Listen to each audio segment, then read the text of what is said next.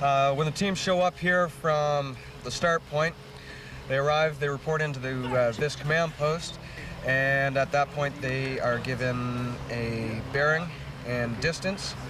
They go out and they look for little yellow pegs with a saying on it. They record that saying down, then they return to the evidence stand, reporting in at that next location.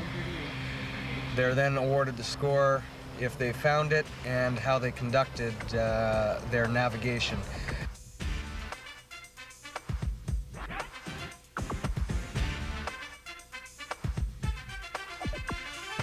Teams arrive at this site, they're shown an area that's been ribboned off, and they're told that there may be evidence pertinent to the search that they're undertaking, and it's their responsibility to report what they find and secure it, and they're allowed 30 minutes in this area.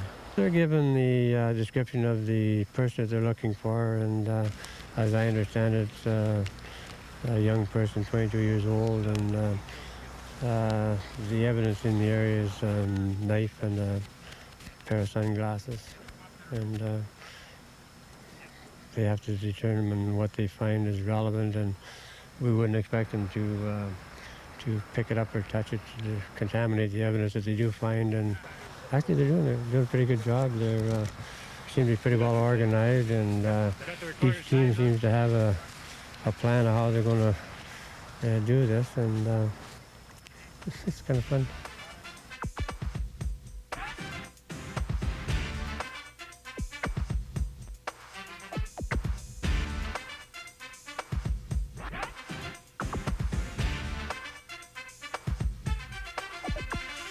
When the teams arrive here, they are given a certain amount of materials to build an improvised shelter, a two-man shelter. The instructions given to them are that they must completely build a waterproof two-man shelter that will enable them to spend the night out in the bush.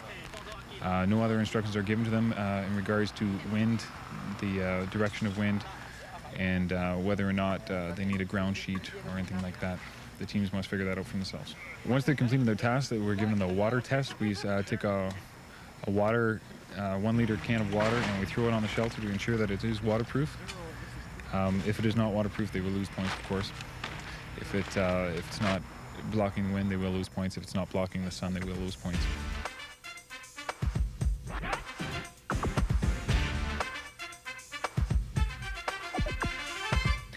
This is Area 4, which is making an improvised stretcher. And what the competitors have to do, there's a station over there with wood and metal and whatever else, and they have to build, like I said, a stretcher and just carry it approximately 50 meters over to the clump of trees. They're based on how well their stretcher holds and if it will carry a person. The sandbag bodies weigh between 120 and 160 pounds. They're doing really good so far. Yeah.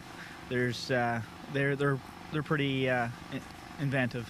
They've got some really good ways to do it. Okay, prepare to lift. Hold it. Prepare to lift. Lift. Go. Okay, one man on each pole. Yeah. Right here's good. Okay, can we take them off now? Take them off. Unless you want to bring them back first. Staff officers. This is about as tactical as we ever get.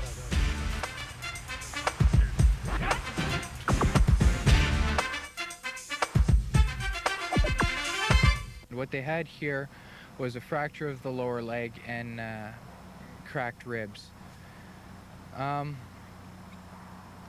In the bush, you're not going to have a lot of things. That's why we've given them 10 triangular bandages, 1 blanket and 1 backboard. That's all they had to work with, so a lot of them did really good with what they had. Some of them, there is improvements to be made, but that's always going to be the case. Our role today is there's a couple of us that are participating in being casualties, so that when the teams come around and come up to the site and they're told what to do, where the location is, and possibilities of whatever happens to the person, we just lay there and pretend we're at the casualties, and it gives them the opportunity to do what they have to do.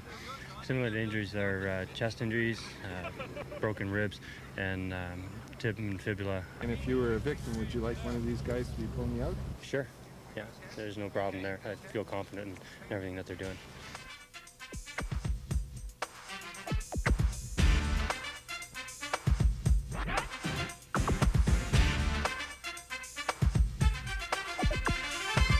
I was looking after the stretcher bearing area. It represents the carrying of a casualty over a long distance. In this case, we did about 12 to 1,500 meters of a carry by 4 people. The weight was about 160 pounds, the average man size. Some were a little shocked by the actual weight and over the distance, but most crews worked it out so that they were would change around so that everybody worked on both sides and worked out quite well.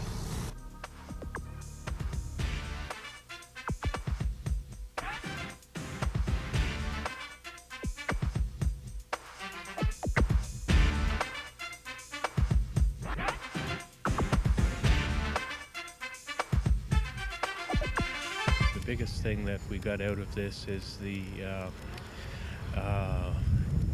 communication between the teams. They are all very skilled people, but we had teams from police, we had fire department, we had the Army, the Coast Guard, we had them from all over the place, many skills who don't usually interact together very often. And it's important to maintain the mutual respect that they all see what they can all do. They can all do slightly different things, some better than others, but they're all very, very skilled and dedicated people. The most usual comment was,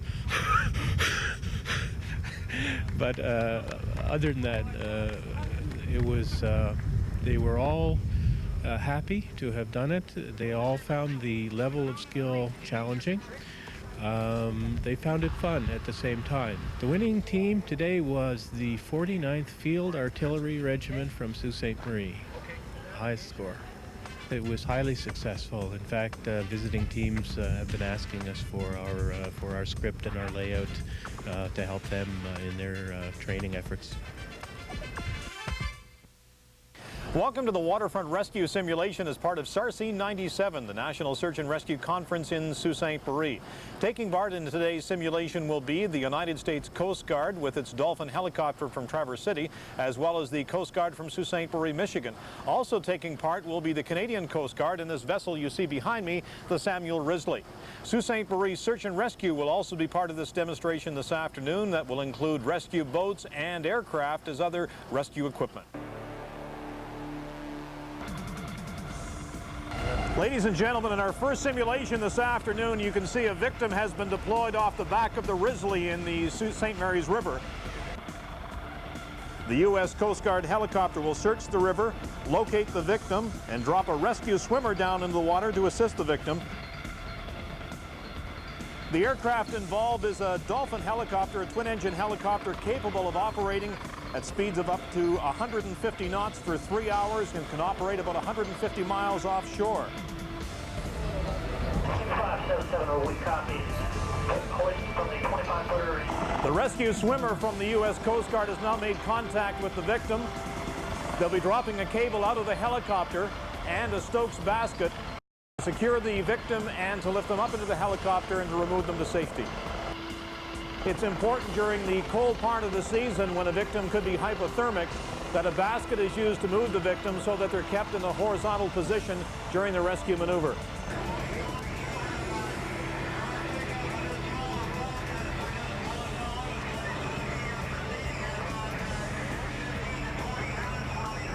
The victim will now be removed from the basket into the helicopter, and the cable will be lowered again to pick up the rescue swimmer.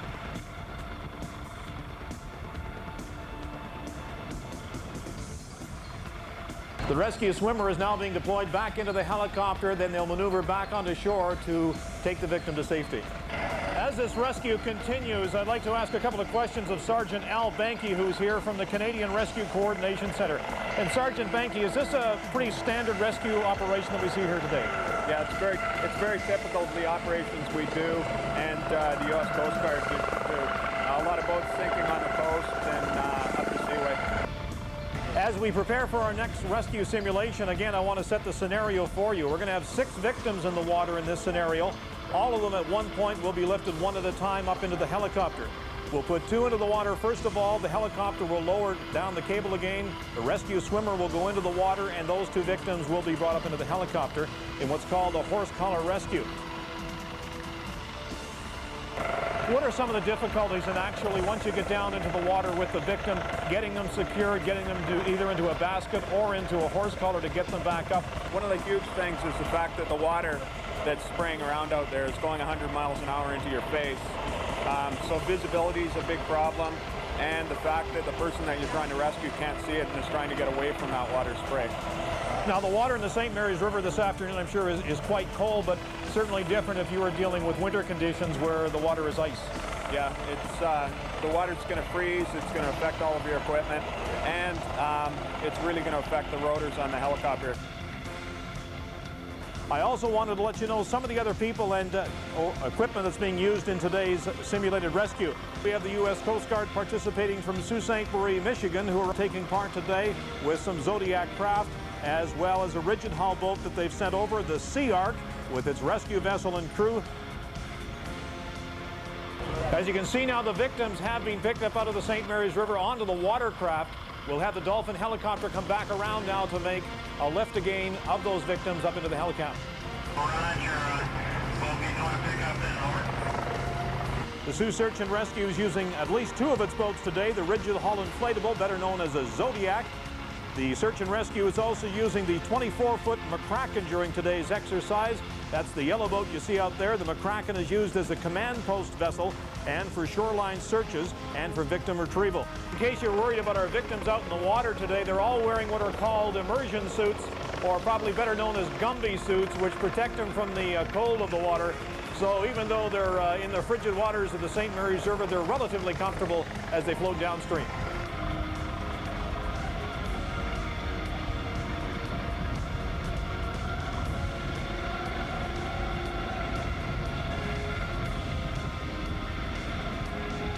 The Canadian Coast Guard vessel that's being used in this exercise is the Samuel Risley. It's 70 meters long and has a cruising speed of 13 knots and a crew of 22. The vessel is highly efficient and is equipped with bow and stern thrusters and twin rudders. It means the ship can be moved in any direction by a slight adjustment of the steering system.